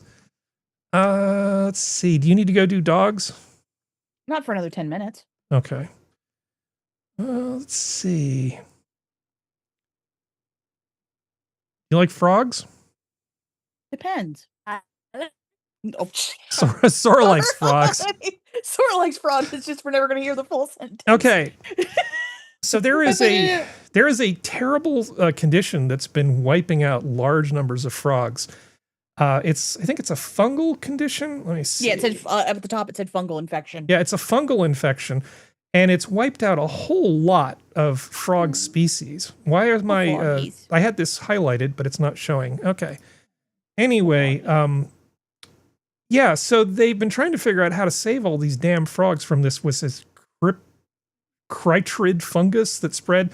Frog population survived in or near granite boulders and crevices, but disappeared from shaded forested areas. So they figured out that it might have something to do with temperature. So if you just make like a little frog house for these things, it's like a little frog sauna. You can see them set up here. They've been setting these things up that just a little bit of heat for like an hour or two is enough to keep the. Okay, damn, they look so happy. Especially the two that are on top of each other. They're doing something else. They're doing something. It gives them a fighting chance against the terrible.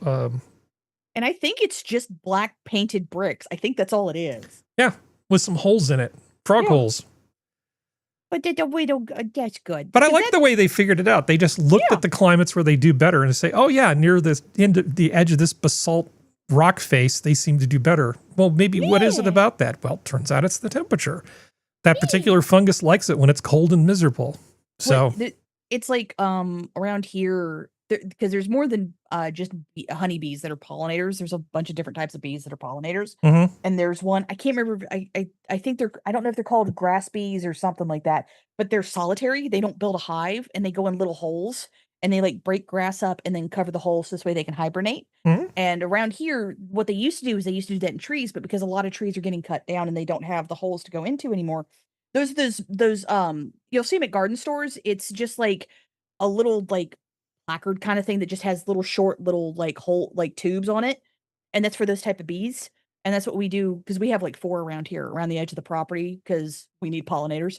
And they're safer than honeybees because they don't get as angry as honeybees do, because they don't have honey, I guess. But that's basically how something similar we've had to do. This way they can continue to do what they need to do, and they're not going to get hurt by being in the ground or in trees that get cut down. So it's something similar. But yeah, yay, froggies. Well, I've got 2 similar animal stories, and they both kind of make my head hurt. You'll see why in a moment. Okay. Ant queen lays eggs that hatch into 2 species. Oh, cool. Yeah. That's not creepy. It's not creepy at all. And I have another story that's very similar to this, but for fish. This is fine. Yeah, it's fine. Yeah. So social insects such as honeybees and ants, which live in colonies with complex divisions of labor, have some of the animal kingdom's most genetically complex forms of reproduction. Queens run most of the show before establishing a new colony. A young queen typically mates in the air with winged males. She takes this nuptial flight just once and stores the sperm for the rest of her life. Just keep it in the, fridge. Keep it in the pouch. Just keep it in the pouch. Which can be more than a decade for a harvester ant queen. Inside her nest, she fertilizes some of her eggs, but not all as she lays them. This is similar to what bees do. Okay, so the queen, yeah. That's what the hot sauce is for, Skep. The queen's control. Now that's a callback. That's a Drake callback. Okay, the queen's control over fertilization helps her create the various castes of the colony. Sterile female workers, which hatch from fertilized eggs, build the nest, gather food, and raise the larvae. Fertilized eggs can also develop into future queens under particular conditions. You feed them royal jelly, yada yada yada. Males develop from unfertilized eggs, grow wings, and leave the colony to mate with the virgin queens. Yeah, so this is a little bit different, okay? So they essentially engage in like this interspecies mating. Okay, let's see, grows wings. The complexity of which drew unpronounceable to study ants. He grew up in a rural village in France and would pass hours at a time watching the insects, hypnotized by their synchronized movements. Okay. In 2017, Unpronounceable and his colleagues discovered that the worker ants of M. ibericus had unexpectedly diverse DNA, perhaps a sign that their queens had mated with distantly related males. Further genetic analysis hinted at another surprise. The hybrid workers' fathers seemed to belong to M. structor, another species altogether.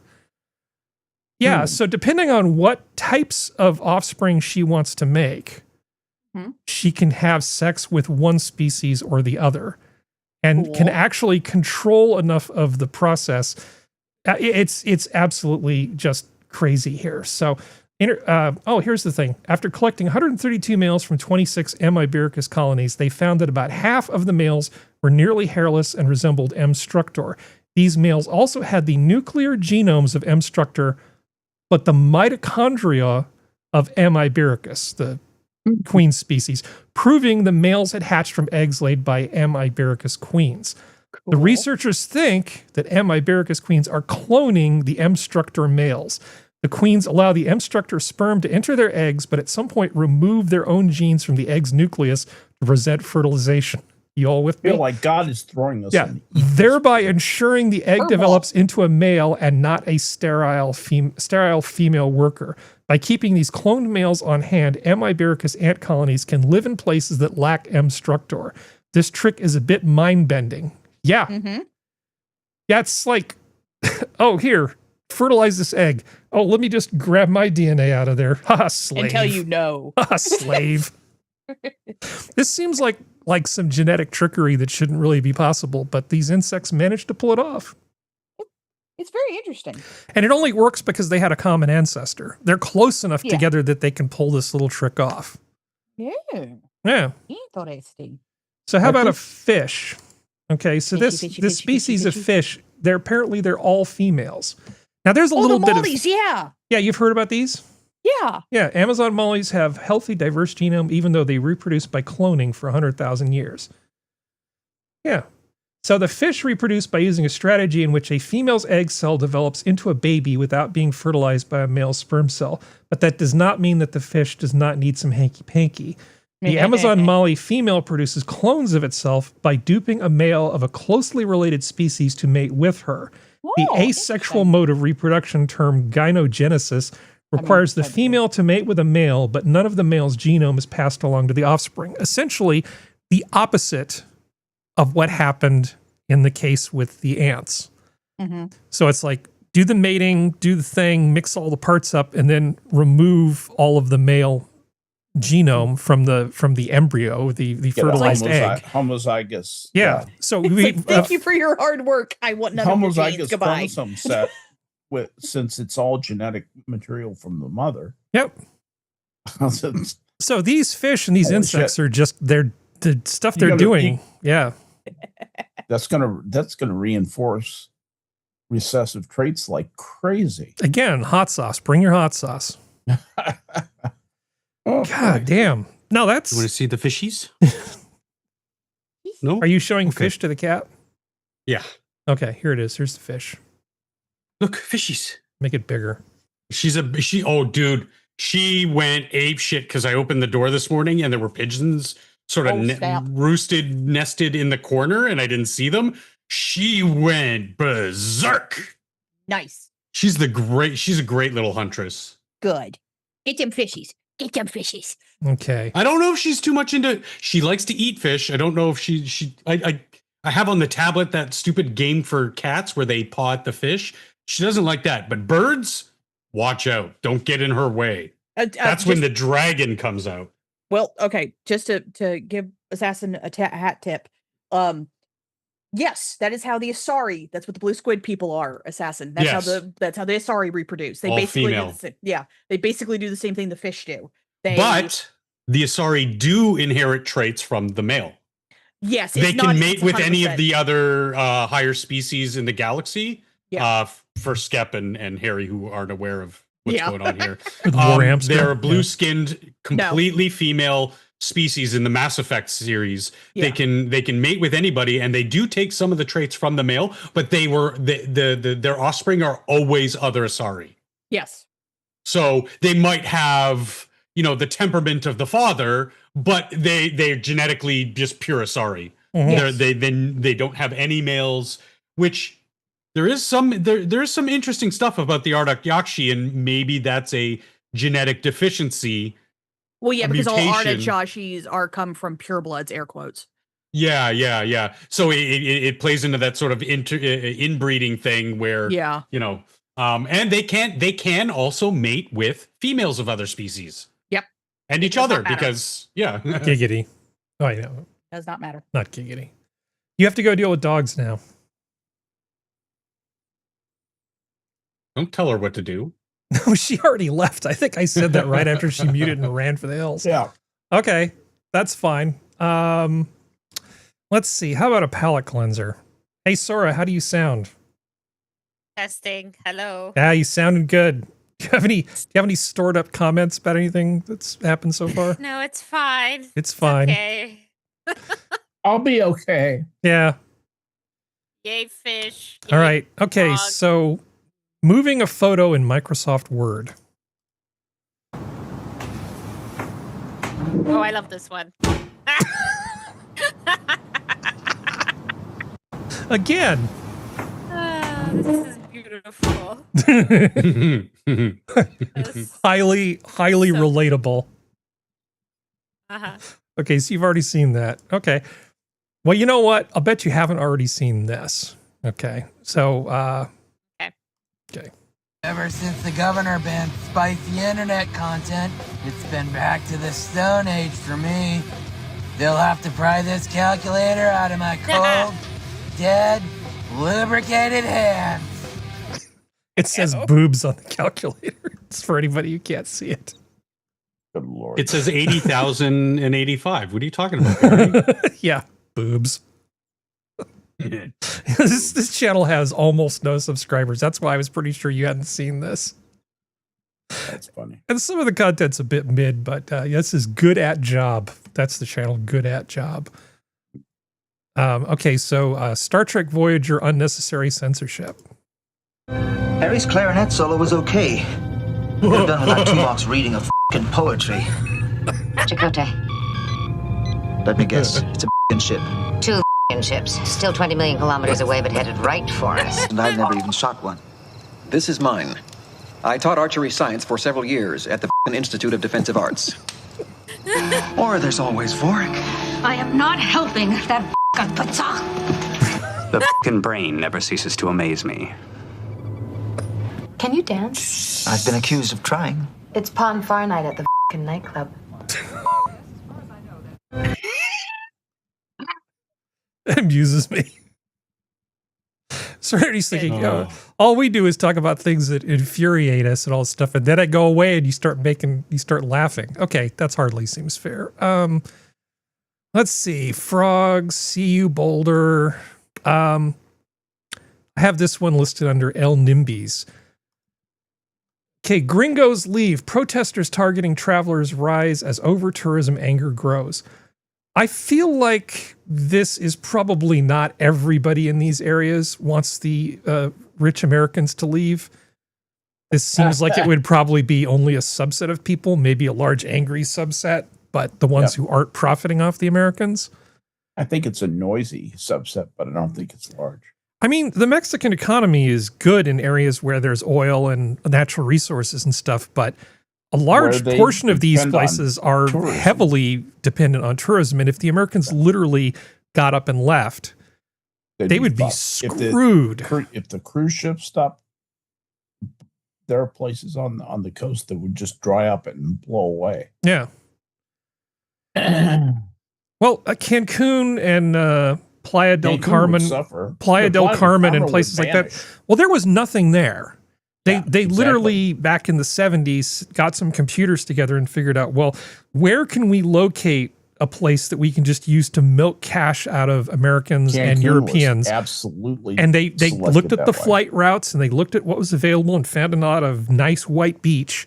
And they said, we'll build it here. And it's surrounded by mangroves. And it's just a terrible bit of land with a beautiful, beautiful beach and a nice island. That was literally created just for tourists. Now, I'm sure Mujeres. Yes, exactly. I'm sure there's other parts of Mexico where there's people telecommuting and working remotely, making big salaries and driving up the rents in a lot of places. But that's what happens anytime people are successful. They drive up the rents in places. But this is disingenuous because they're not protesting travelers. They're protesting immigrants. Are they? Yes. Well, I mean, it's just a question of the duration, things that have been going on in South America for a couple of years now. Yes, it's people who are, sure, some are richer, but it's the moving into these neighborhoods that they've been protesting for a while now. Well, it's a bunch of stuff. Here they're talking about a wedding party. That's obviously a bunch of people doing a destination wedding. They're going to do what they always do, and they're going to cherry pick. Well, here's what I was referring to. Palermo, an avid traveler from San Antonio, Texas, said he had heard that an influx of digital nomads and foreign tourists had pushed up prices in some of the cities most popular. So it is both. That's why we were leading. Sure. So it is both digital nomads and tourists. And it just seems weird to be complaining about these foreigners coming in and creating an economy for you. Because if they all left, you'd be utterly screwed.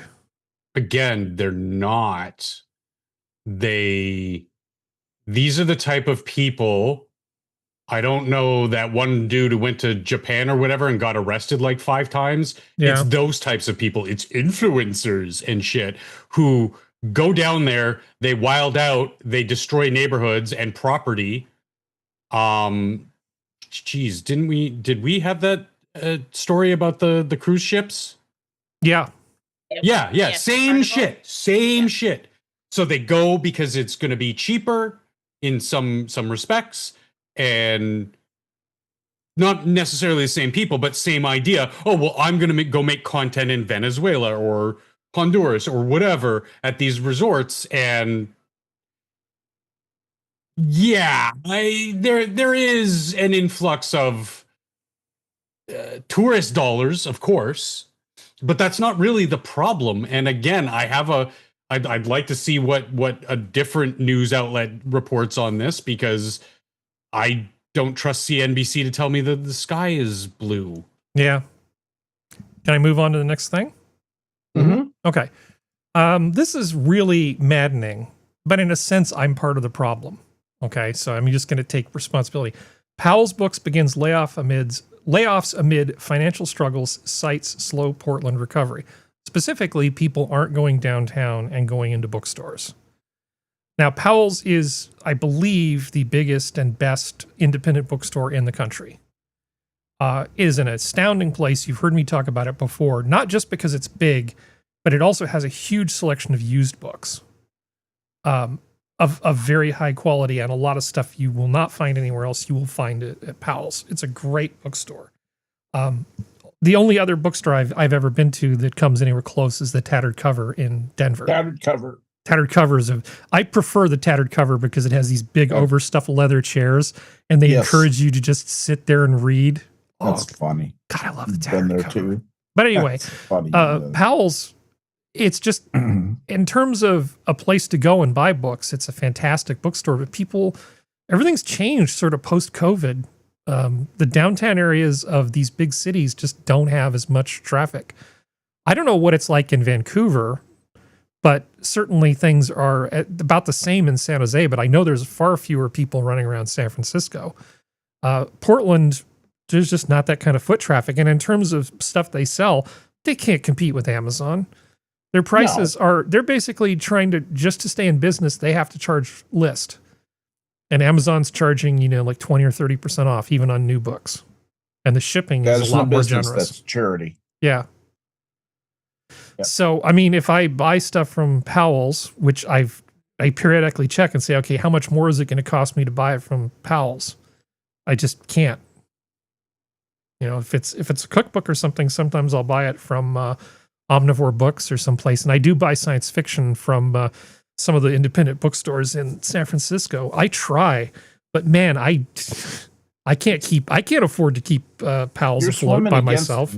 An irreversible economic tide. I'm buying Buggy Whoops as fast as I can. Beautiful craftsmanship, but it's just like I don't get deals on them now. Yeah, at Buggy Whip World, if you buy the first 12 Buggy Whips, you get 5% off the 13th. So what really bugs me is not so much Powell's. It's the Book Depository. Ended up closing about a year ago. The place out of the UK, and that was where you could get UK versions of books for reasonable prices with decent shipping. And if I'm buying like a cookbook, did they write with an accent? No, if you buy a cookbook, you get the version with everything in grams. And as a baker, I want grams. I don't want scant teaspoons. As a drug dealer, I want grams. Yeah, I know. No, but if you're actually trying to bake and you kind of good at it and use a scale, you don't want precision. Yeah, you don't want scant teaspoons and third of this and rounded that. That's just nonsense. Give me grams. I know what you mean when you do that. Yeah, that is like writing in an accent when they 3 teaspoons and a half a stick of butter. It's like how much is half a stick? I can live. Is this a British thing? Do I have to go to the woods, grab a stick, weigh it, and be like, yeah, that's about a stick? Yeah, I can deal with 220 centigrade gas mark 5 all day, versus having to convert everything from like fluid ounces to grams. It's like, God, no. It's between the volume measurements and the English measurements for weight in the American books. It's just like I will never buy an American book when I can buy an English book for recipes. We get the worst of both worlds up here. We absolutely. Oh, I'm sure you do. Up here, you never know what you're going to get when you open a cookbook. Is it in grams? Is it in stone? Is it in pounds? I don't fucking know. I don't know, Harry. I want to make a 3-stone slab of beef. I want to make a stone of scones. What the fuck is 3 stone? A stone of scones. 3 times 14. 3 times 14. That sounds really good. I could go for some scones right now. Oh, I did stumble across another cooking channel. Before we go to the books thing, yeah, I like the the overprint retailers here because you get new books. They aren't the newest books, but they're new books that just didn't sell elsewhere in the world, and you can get them for like even cheaper than Amazon price. That's basically where I get all my sci-fi from because my library is ginormous. So I like sweets. I found this. I don't think this will drive you too much. Well, let's kill the sound here. So this is a lemon curd cake. I have to say this looks absolutely gorgeous. How much butter is in good. Enough. How much butter? Enough. That looks really good. Yeah. Nope. I know you don't like sweets. Sir, I don't like it. You don't like sweets. I like it. I like sweets. You just not everything is butter and sugar, Harry. Okay. So this is the In Bloom Bakery, Sora, and this is her lemon curd cake. I'll put the link in the chat. I don't like lemon. Or maybe curd. What the hell is wrong with you people? Lemon curd is amazing. I don't like curd. Okay, why don't you like lemon curd? You know, like the lemon. I don't know. Is it a consistency thing? What? No, I don't. I don't know. The taste is not right. It's just like not lemony enough. It's weird. I hate lemon tarts, but I love lemon flavored stuff. It's lemon adjacent. Wow. Okay. This is one of these things where I'm fighting the urge to say, Sora, if I made lemon curd and I gave it to you, you would like it. But no, that's probably not true. I would politely eat it, and I would base my opinion on it based upon the taste. Yeah, of course. Well, anyway, she's one of those home baker types, and a lot of these sort of food blog things are just pure trash, but her recipes actually look pretty damn good. She's got a lot of great stuff here. There's plenty of things to recommend on here. Yeah. Lemon, blueberry, anything. Love it. Lemon blueberry cheesecake cookies. Oh my God. Wait, don't you dare scroll past those. What am I? What? I'm not done drooling. Which the lemon thing? Blueberry cheesecake cookies. Yeah. Oh. Get in my they belly. Look like a Van Gogh painting come to life. Yeah. She's got lots of good stuff. Very good description. Where thanks. Where I find such a thing? I put it in the live chat for everybody. Go. Yeah. See, I'm looking out for chat. I'm all about the links. More links, less talking by Harry. That's what we're gonna do from now on. Yeah, right. Okay. Let's put a check next to that. No, but I thought she was worth. That was you. That's the free AI courses. Oh, I suck. Sorry. Give me a moment. Things that are in Harry's buffer. Okay. Giggity. Okay, there we go. All right, that's the In Bloom Bakery. Apologies. All right, so let's see. We have this. It's a bit of a palate cleanser here. Oh. Can't remember what this is. Okay. Pumpkin cheesecake. Why is it all cheese? Oh. Why is it all fucking fuck you, lady? Yeah. Oh, it's all palate cleansers because I'm in the palate cleanser section. Okay, I have another channel recommendation for you. Apple cider cake. All right, so this is actually a history channel, and this guy kind of reminds me of like a classy version of Gavin McGinnis, is why I thought it was funny that you brought it up. Okay, so how about this channel? Okay, let's get the sound back. Come on. See, it's not loading the page. I have no button to turn the sound back on. Let's just try this again. There we go. Factories thousands of kilometers while under attack. Video. Step one, tear it all down fast. As German forces advanced, Soviet authorities issued orders to dismantle everything. First, the finished products and raw materials went, then the heavy machinery, and finally, anything else that could be salvaged. Rail was the backbone. Over 1.5 million freight cars were used in 1941 alone. Convoys moved east around the clock towards the Urals, Siberia, Central Asia, anywhere beyond the front. Workers, engineers, and their families often rode with the equipment. At the new sites, foundations were dug by hand. Machinery unloaded straight into the bare fields. Many of these factories were rebuilt in wooden sheds or even open air. Power supplies, transport links, and housing were set up on the fly. Within weeks, sometimes even days, production lines were running again. Workers lived beside the machines they operated, sleeping in tents or half-finished barracks. So it's little bite-sized pieces of history, and all of the topics are actually pretty good. They've got a couple hosts that are on here. That's not the Gavin McGinnis looking guy. So did the British really drop a wooden bomb on a fake German airfield? Why didn't the Nazi Germany build aircraft carriers like everybody else? And I've gone through a good dozen of these things and found most of the responses to be pretty good. I think it's actually a pretty decent channel. So let's see if I can cut and paste correctly to put it in here. Okay. Definitely worth a look. The reason they didn't build carriers was they weren't fighting Japan. Well, here, I'll click on this.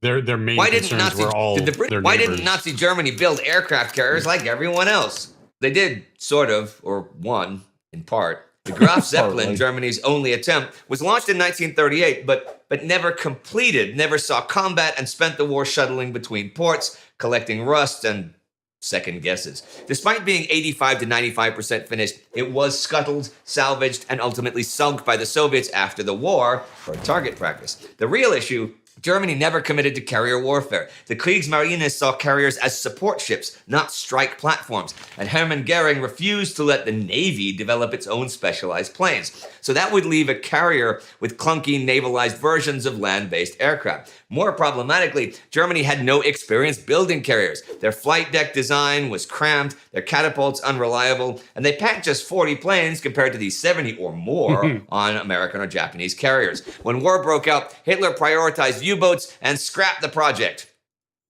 Yeah, and that's where we got the movie Greyhound with Tom Hanks.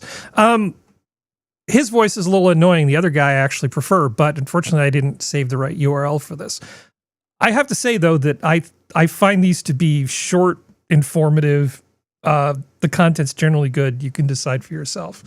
Do you say anything that you disagree with it there, Skep?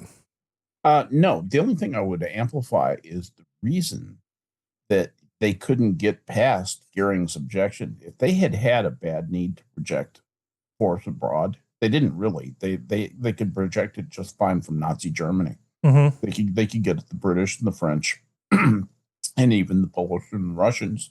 From there, they didn't need an aircraft carrier to do any of that. So they didn't have a super need to project force distantly the way the United States did. And so there was never enough push, from the other parts of the military to say, hey, fuck Goering. We've got to, get this, we've got to be able to project this force. And, he doesn't like that it needs special kinds of airplanes. That's his problem, not ours. Yeah. And here's the long format eventually stuff. That would have happened. Yeah. So it isn't all just shorts. There's long format stuff here, sort of in the 20 minute range. And what's the name of this again? This is called World War II. Man, I need to subscribe to that. World War TWO. It's a pretty good channel. Mm-hmm. Yeah. I mean, I really like, God, I can't remember her name Victor Davis Hanson does some great stuff, really dry hour-long sort of stuff. But that's not really going to grab everybody. That's perfect for me. That's for me. Probably perfect for you. And I can't remember the name of that really smart older lady who often does stuff like that, did that presentation at the Army War College that I think I've highlighted not too many months ago. Yeah. She's fantastic. Yes, yes. She's fantastic. There's a lot of great stuff out there, but this is like a thing you could recommend to your friends. This has that sort of general appeal sort of stuff. Yep. All right, let's see here. Oh, and here's the guy that reminds me of Gavin McGinnis a little bit. You can see why I say that. Yeah, see why. Okay. All right. Right away. I don't know what you're talking about. Yeah, I do know what you're talking about. All right. Relocate factories, frogs and saunas. Let's see, how are we doing here? Powell's, that's all bad. Gringos, okay. Going through a lot of stuff. I'm saving a few things for when Serenity gets back here. She's not back yet, is she? No. Okay, well, we can talk about this. Ukrainian analyst says Chinese footage of Shenzhen City was found inside a Russian decoy version of the Shahid. Yeah, crashed Russian drone. He started taking this thing apart and looked at the optical system. And essentially in the memory of the optical thing, they found video that was like test video from when the camera was made in Shenzhen. So they're taking Chinese video cameras and sticking them in these drones, which is kind of amazing. Yeah. So here's one of the pictures. A tower in the unpronounceable Shemp Science Park overlooks the unpronounceable main road, which appears to feature in two clips uploaded to the Krestnov. The lane merge at the top of the screenshot appears to be seen in one of the clips. So this is basically a picture of Shenzhen from high up in a tower, basically that when they were testing the video camera system for this, which shows that they're getting Chinese parts to build their drones that they're using to fight in Ukraine. You know, surprising nobody. Because wouldn't you just use commercial? Yeah, you're just going to use commercial off the shelf stuff. And even if the manufacturer is not going to sell it to them directly, you just buy it through a reseller. Done. Russia is not going to have any problem getting the stuff that they need to keep building drones. Yeah, this is not something that we can keep in check. Genie's well out of the bottle on this stuff. Yeah. No, but it is kind of funny. You imagine you're this Ukrainian engineer and you're taking this thing apart. And you go, wait a second, what the hell? Why are there pictures and video from Shenzhen here? Yeah, good times. Made in China. Made in China. Okay. Skippy. So lately in my feed, you know, I always talk about this. It stopped telling me to be afraid of rice. And it's been giving me lots of clips from the old Batman TV series. Yay. And I think that's like super fun because I'm thinking, man, I forgot how much fun my childhood was. So here's a really, really short clip from that. Just one to start. Later, in Bruce Wayne's private office in the Wayne Foundation building.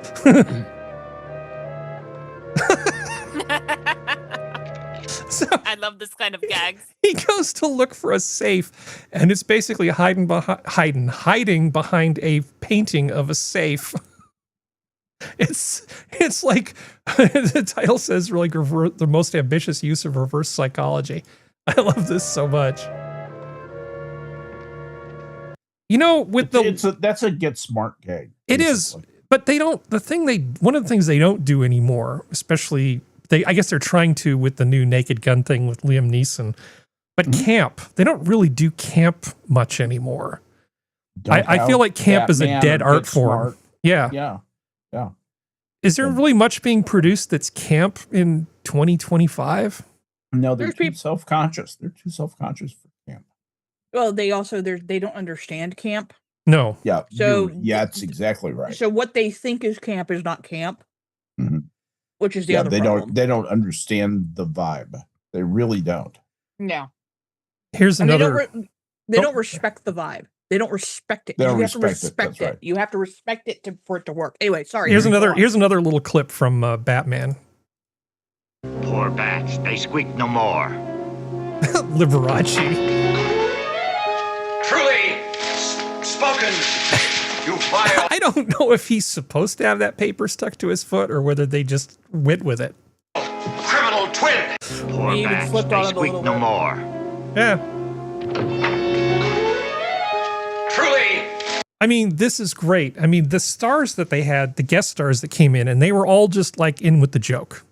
You know. Oh yeah. Didn't matter. Liberace, Joan Collins, you know, whoever it was, they were all just fine with the humor of it. Kirk Douglas, it was all so good. It was just a lot of fun, but I don't see how you could make anything like this now. And not because it's verboten or off limits, but I think you're right, Serenity. I don't think people understand the vibe of camp at all. They would just think it's stupid. Well, that's the thing. Like they what they think is camp is not camp.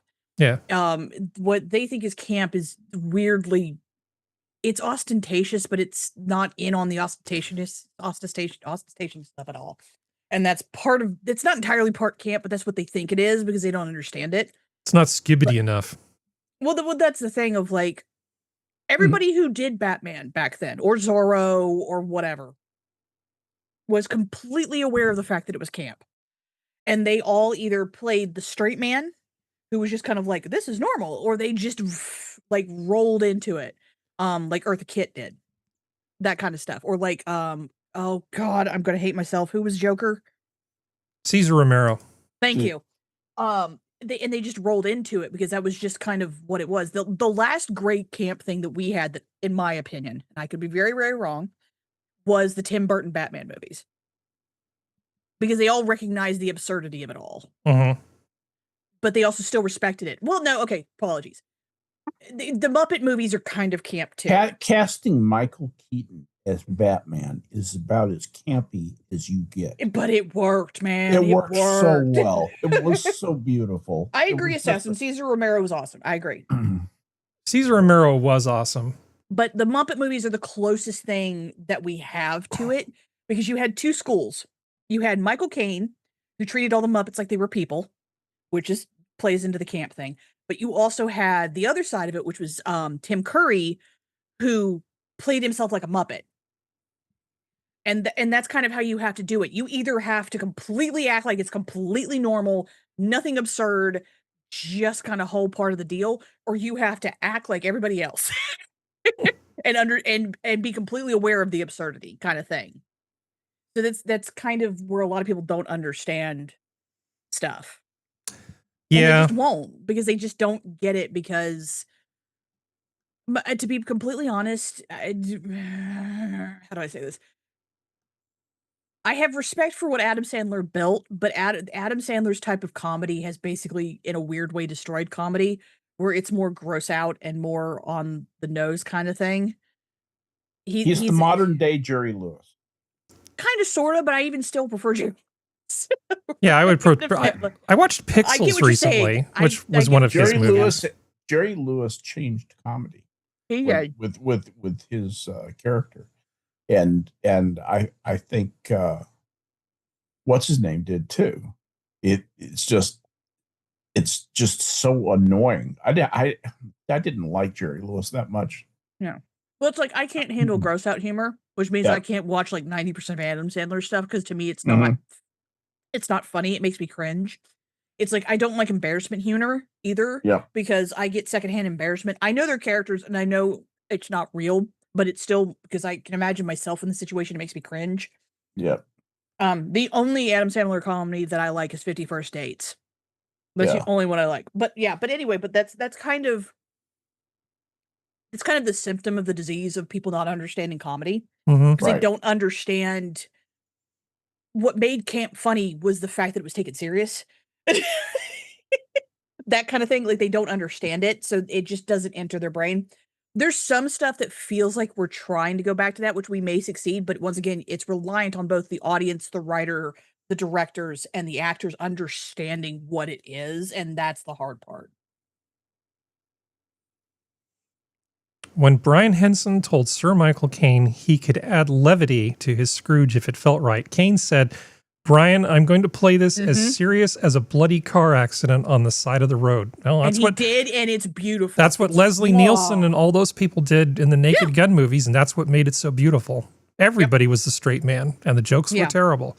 Yeah. But that's also the other side to the Tim Curry in Muppets Treasure Island, is that he played himself as a Muppet, and it still worked, because you had other people who were, air quotes, the straight men.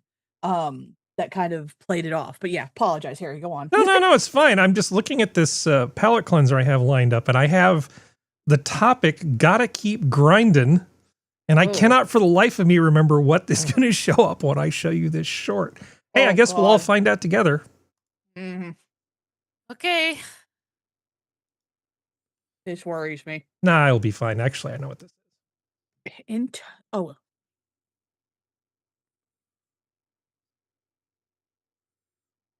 No audio. Oh, crap. So bad, but that's okay. Let's try again. If anyone tries to talk to me in the office, I always make this motion, and they think I'm in the middle of a call or something. They never suspect that I'm actually binge watching Netflix again. I hate my job. I want to quit so bad, but that's why I keep this picture on my desk. It reminds me I'll do anything for these two. There you go. Food, health insurance. This is very relatable. I actually very relatable. So relatable. I kind of want. I've jokingly said I want to get a hat that has like a light on it that shows like when I'm on the phone, and I would just keep that light on all the time. I would just rig that thing so it would work. Nice, very nice. Sorry, can't do that sort of thing. Okay, that's what gotta keep grinding is. Okay, all right. So this one is, and then it all breaks down. Oh Lord. POV, your code works. No idea how.